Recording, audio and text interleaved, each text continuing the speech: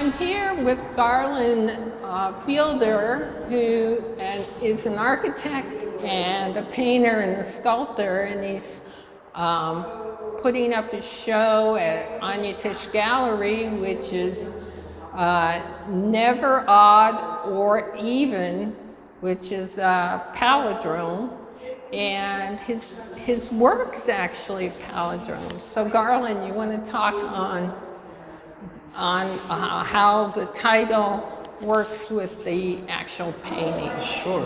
Yeah. So the inspiration for this particular show is one of the inspirations is Rorschach ink blots, and how when they're formed, they're meant to stoke creativity and imagination rather than give you a sort of a symmetrical analysis of something. So they're imperfect reflections, and I think that the brain reads a lot into that. Much the same way that our faces aren't symmetrical exactly, and if they were, we'd look really weird. So that was an inspiration for that. The title, Never Odd or Even, is a palindrome, so it's reflected linguistically, I guess, alphabetically, but also the content of never odd or even leaves you thinking, well, if it's not odd and it's not even, then you know, what is it? And I think that creates a little bit of creativity within the viewer as well.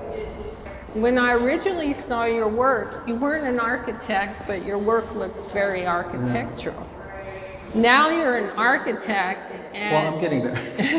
I'm close. I'm not licensed. I'm close. Okay. Yeah. And the work is becoming softer. You have a greater color palette, and or before the shadows were stark. Right.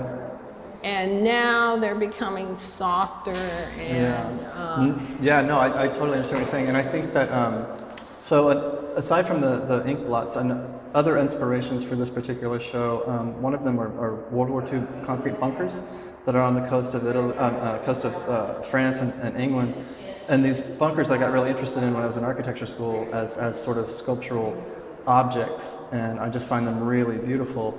And so there's a lot of that inspiration in the paintings, and also the Mesoamerican ball courts are very interesting to me, and and this painting is referencing that as well. And so both of those references, the bunkers and the ball courts, are actually pretty violent things to think about. The reason that they were built the way they were built, because I mean they used to play football with their conquered people's heads and stuff, and obviously World War II was not such a pleasant experience. So I think softening the palette and making, I don't know, the color schemes I always sort of am drawn to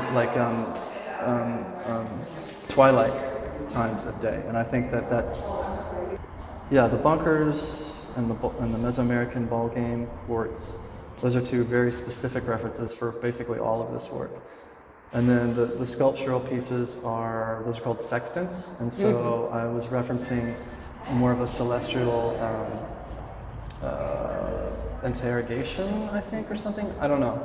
I think that they work really well together because these are very sort of like terrestrial, earth-based, form-based things, and the sculptural pieces are much more ethereal. And they're also based on, that's a Princess Trust, and this other one, I forget is what it was called, but I recently passed all my exams to get licensed for architecture, and you have to learn all this minutiae of detail, and I had to learn all these different types of trusses, and that just kind of seeped in to the artistic practice as well. Well, I think, I don't know, as an artist, like I work in advertising, so... Does that pop through somehow? Absolutely. Yeah. And I used to try to keep it out, but hell no. It's yeah, you really can't. It's my life. Yeah, exactly. And the parts that I take, I really like economy of message. The economy of message. The economy of message. Yeah, you have that instant to stop the viewer. And in advertising, you have 2 seconds to stop and make them pause. Yeah. And in art, you have about that time to stop them. But then there's that longer thing that fine arts has that advertising doesn't. So I still use those principles. So in architecture, strategies. In architecture, and you're pulling from what you're learning, and you're not trying to separate it, which I like. Yeah. Well, I mean, that's an interesting point. So I went back to study architecture later in life, and I got in purely based on my art portfolio. And so for many years in architecture school, I felt really out of place. But it only as I get a little bit older and mature a little bit, I realized that they influence each other in very positive ways. I mean, the thing about architecture is the beauty to me in architecture is that it's a service. Good architecture should serve a purpose, you know, and that should be the driver of the form. In art, you don't have to be so, you don't have that, it's not really a constraint, but you don't have that it's not a similar paradigm, you know what I mean?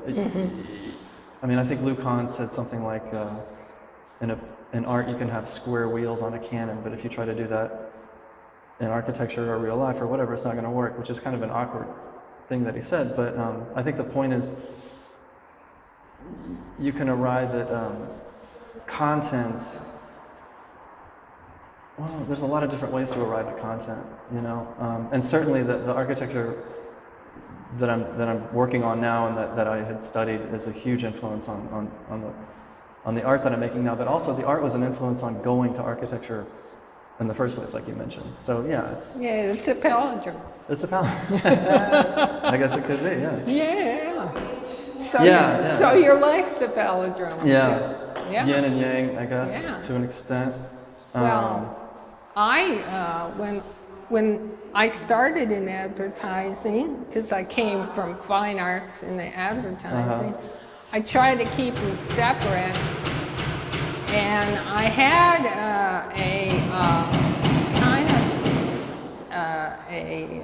almost like poo-poo advertising. That's where I work. Yeah. But then I realized that the way that they get you to look quickly was something I could borrow on. Tell a story, because I use video, and do it quickly. Yeah. So what I think young artists should know is they shouldn't separate one part of their life from the other part of their life. Yeah. I was told to when I was young, but I don't think that's right. I think you can use everything that you come encounter with in your artwork.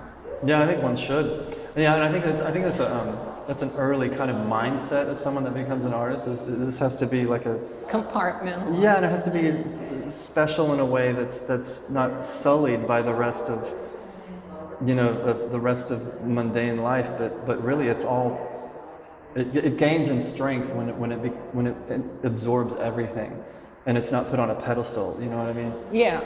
So. Yeah. But it's hard to be comfortable with that.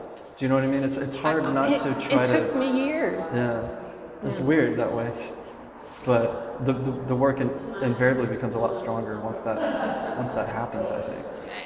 That's how I feel, because you bring in all parts of your life together. Yeah. You're not and trying not literally necessarily, but just you know what I mean. It's like an acceptance of where one is at in one's life, and then. And then the art becomes to mean a lot more to oneself. You know what I mean? It's not like going to church on Sunday. It's focusing on what you do every day, all day long. I don't know. Never quite thought of it that way, but I think there's some truth to that. Yeah. If you're a cab driver, embrace it in some way in your artwork. Yeah, sure. Absolutely. Yeah. So. Yeah, and it will be unique. It will be. It still will be your voice. That's another really hard thing, is to figure out, you know, not only what you're trying to say, but how you're trying to say it. And those two things have to be married, you know, they can't come in conflict with one another. So, Well, thank you, Garland. Yeah. It's great. So I'm a little bit discombobulated, but thank you, David.